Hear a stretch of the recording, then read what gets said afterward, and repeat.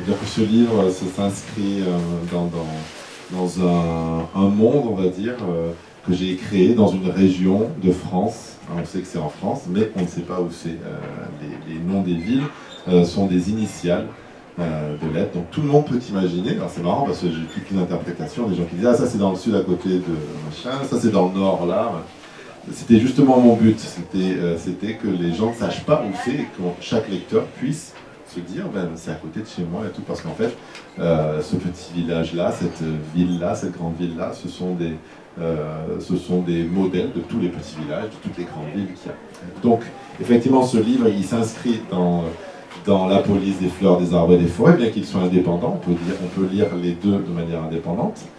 Mais si vous lisez les deux, et si vous lisez la police des fleurs en premier, vous avez des surprises, il y a des cadeaux, on va dire.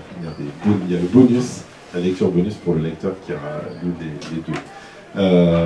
Donc moi j'aime beaucoup le mystère, j'adore ça. Le mystère, pour moi les parapluies sont le mystère, on le voit sur la couverture du livre, je ne sais pas si on en a ici, mais bon. La couverture ce sont plein de parapluies qui sont dressés tels des boucliers romains, vous savez, un jour de pluie, et il y a un parapluie qui est d'une autre couleur. Et que se passe-t-il sous ces parapluies? Effectivement, il y a un meurtre dans cette grande ville, et c'est un meurtre qui se passe au milieu de tout le monde. Et comme je le dis dans le livre, que ce soit un meurtre qui se passe dans une rue déserte, que ce soit un meurtre qui se passe avec 1000 personnes autour, c'est pareil en fait. On peut tuer quelqu'un devant 500 personnes, comme on peut tuer quelqu'un aussi facilement dans une rue déserte. Et c'est ce mystère qui se crée de qui y a-t-il sous le parapluie? Est-ce qu'on est sûr que personne n'a rien vu? Et il y a cette photographie aussi. Voilà. J'aime beaucoup les analyses de photographie, c'est-à-dire qu'on voit des photos, et puis j'aime beaucoup les détails qui se créent, ce puzzle que l'on crée au fur et à mesure du récit, non? Puisque vous avez cette avocate qui est plus ou moins, on va dire, persuadée de l'innocence de cette personne et qui va gratter. Regardez cette photo, elle a une seule photo depuis le début et le lecteur va avec elle approcher des éléments et trouver à la fin un détail qui change tout. Et là aussi, comme dans la police des fleurs, vous avez un gros rebondissement. C'est-à-dire que vous avez à la fois une histoire qui est une enquête, là, qui est menée par une avocate, une grande investigation qui va se passer dans plusieurs pays, mais vous avez aussi à la fin une surprise, un coup de théâtre, un rebondissement que j'aime bien faire et pour que le lecteur dise non, c'est pas possible. Depuis le début c'est ça et je l'ai pas vu, j'ai pensé à autre chose et c'est pour provoquer ce choc-là. Quand j'avais fait la police des fleurs, j'avais la fin pour une fois dans ma vie, avant j'écrivais sans savoir la fin du livre, pour une fois j'avais la fin. Et pour moi, c'était merveilleux de pouvoir construire avec des pincettes tout ce que j'écrivais, choisir les mots et tout, pour que ce soit super évident et qu'à la fois, on ne le voit pas. Pour qu'à la fin, on se dise non, mais c'est vrai, c'est super évident, et je vais relire depuis le début, et c'est vrai que c'est écrit depuis le début. Pour pas qu'il y ait de triche, vous savez, parce que des fois, il y a de la triche pour ça. Il y a des rebondissements finaux, mais qui ne sont pas forcément des rebondissements parce qu'on vous a menti un petit peu tout le long. Moi je ne mens pas, je suis complètement transparent, sincère, et là j'ai dû refaire la même chose qui est assez compliquée pour avoir ce même effet à la fin de se dire c'était évident. Effectivement, vous mentez pas, et c'est ce que moi j'ai apprécié, et j'ai surtout apprécié, c'est les détails finalement. Tout est dans le détail. Et vous passez votre temps à détailler, et y compris vos personnages qui sont quand même tous assez atypiques. Et donc, finalement, on a une focale dessus et on se laisse porter par l'enquête et on ne voit pas, alors que tout est dit. Oui. Comment vous les construisez, comment vous les choisissez? Les personnages, alors sur cette histoire, c'est quelque chose qui s'est passé, il y a plusieurs choses, mais une des histoires et une relation qu'a eu ma tante, il y a eu un événement assez tragique dans ma famille, et j'ai pris ça, j'ai puisé de mon histoire personnelle, familiale, et je l'ai mis dedans de manière un petit peu romancée, bien évidemment, mais on a ça, et donc ça m'a permis de créer des personnages, pas forcément les créer depuis le début, depuis zéro, puisqu'ils existaient. Pour les noms aussi, là c'est des noms qui existent, comme dans la police des fleurs, c'est les noms d'amis, donc tous les personnages qu'il y a dans le livre existent vraiment. C'est marrant parce qu'ils n'ont rien à voir avec les personnages. Ce sont leurs noms, j'emprunte seulement leurs noms, je ne prends aucune caractéristique de ces personnes. Même s'il y en a qui croient toujours que c'est eux et qu'on leur prend une caractéristique. Alors, je suis pas si gros que ça, ou je sais pas, mais c'est pas toi. Donc voilà, je m'amuse avec ça.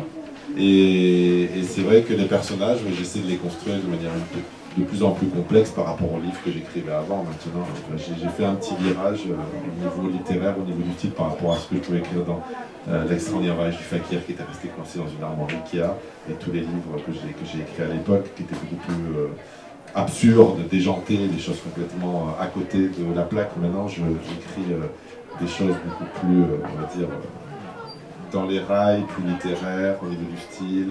Et j'ai toujours cette petite chose dans l'estomac pour que le lecteur il avance en se disant qu'est-ce qui va se passer, qu'est-ce qui va se passer. Et moi j'écris comme ça. En fait, j'écris en me disant presque moi-même qu'est-ce qui va se passer alors que je le sais.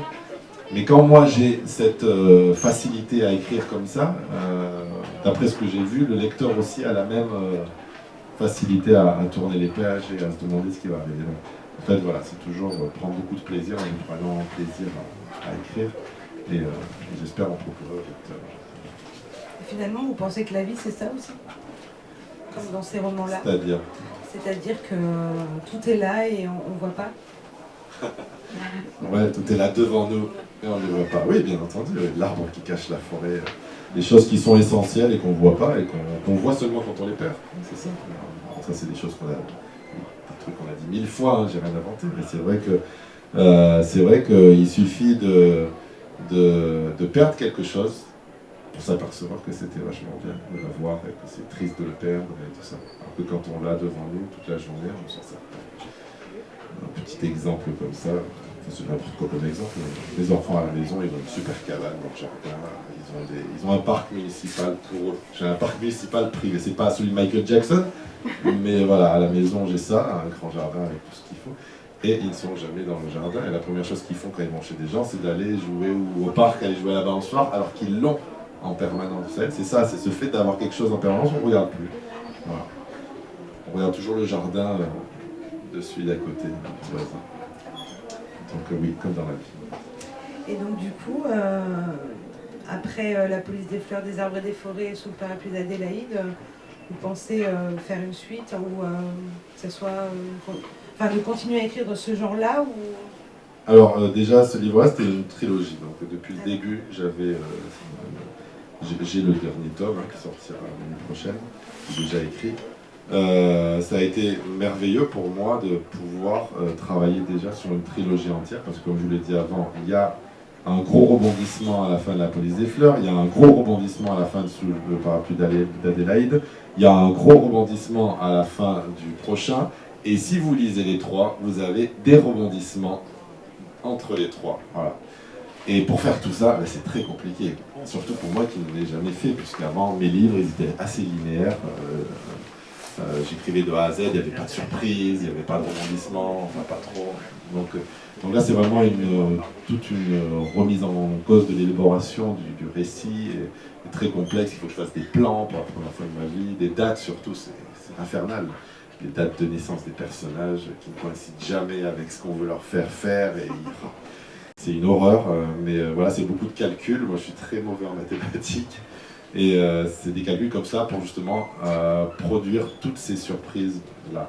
À la fin, on se dit c'est tellement évident, oui, mais ça a coûté beaucoup de travail pour faire ça. Donc oui, j'ai pu faire, ce qui m'a bien de faire la trilogie avant que ce soit publié, c'est qu'on peut changer tout ce qu'on veut. Parce qu'une fois que le livre est sorti, on ne peut plus faire de corrections sur le premier.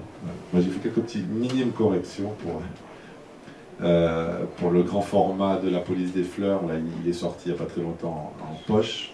Et si vous lisez le poche, il y a des petits trucs qui ont été changés par rapport au grand format pour pouvoir...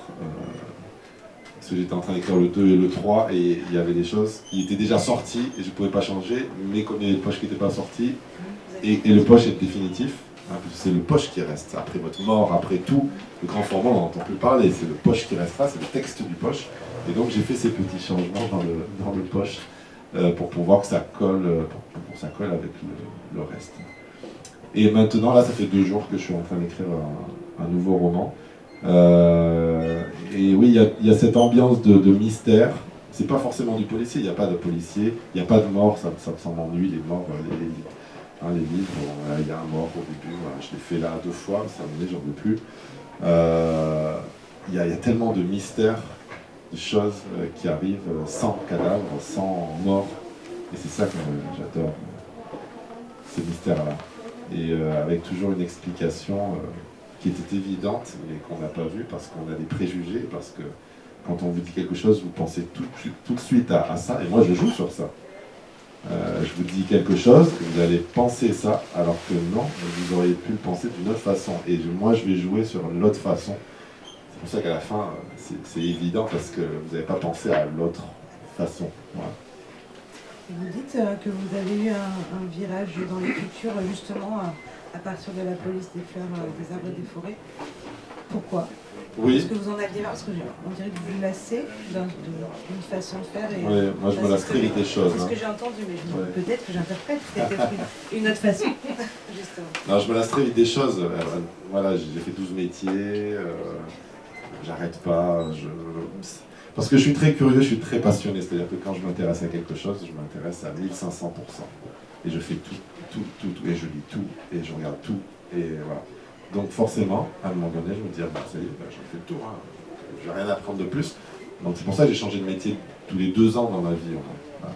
J'ai passé des concours nationaux, j'ai passé tout ce qu'il fallait, mais à chaque fois, tous les 2 ans, je changeais de profession, parce que je me disais, je ne vais pas faire ça toute ma vie. Il y a tellement de choses à apprendre, il y a tellement de choses à voir. On meurt après, on n'a qu'une vie, c'est terminé. Et donc c'est pour ça que j'ai vécu dans beaucoup de pays, fait plein de métiers. Et c'est pareil pour l'écriture, j'ai toujours écrit plein de choses différentes. J'ai été un petit peu mis dans une case à partir du fakir, et à chaque fois je proposais un manuscrit à mon éditeur qui est totalement différent, ben, ça ne me plaisait pas, alors je faisais un peu du fakir, et ben, à un moment donné, voilà, j'avais envie de prendre vraiment un virage et de faire vraiment autre chose. Et voilà, comme là, j'écris de manière de plus en plus littéraire, on va dire. Quand j'étais jeune, j'écrivais très littéraire. Avec le fakir, j'ai écrit de manière très naïve et très simpliste. Et là, je reviens à une écriture beaucoup plus littéraire, beaucoup plus jolie, mais avec une histoire. Et moi, ce que j'aime, c'est les histoires bien écrites. C'est pas forcément, et ça on fait beaucoup en France, du bien écrit, mais sans histoire. J'ai lu énormément de choses où c'est très bien écrit, mais à la fin, on dit résume-moi le livre. Je sais pas, c'est quoi l'histoire ? C'est pas l'histoire. Moi, je veux pour moi, c'est le plus important, l'histoire. Et maintenant, je veux qu'elle soit aussi bien écrite. Voilà. Pour ça, ce changement. Ou c'est parce que j'ai vieilli. Voilà. En tout cas, c'est réussi. On devient plus sage. C'est réussi, effectivement, c'est très bien écrit et il y a une histoire. Merci. Merci beaucoup. Merci à vous. Merci à vous.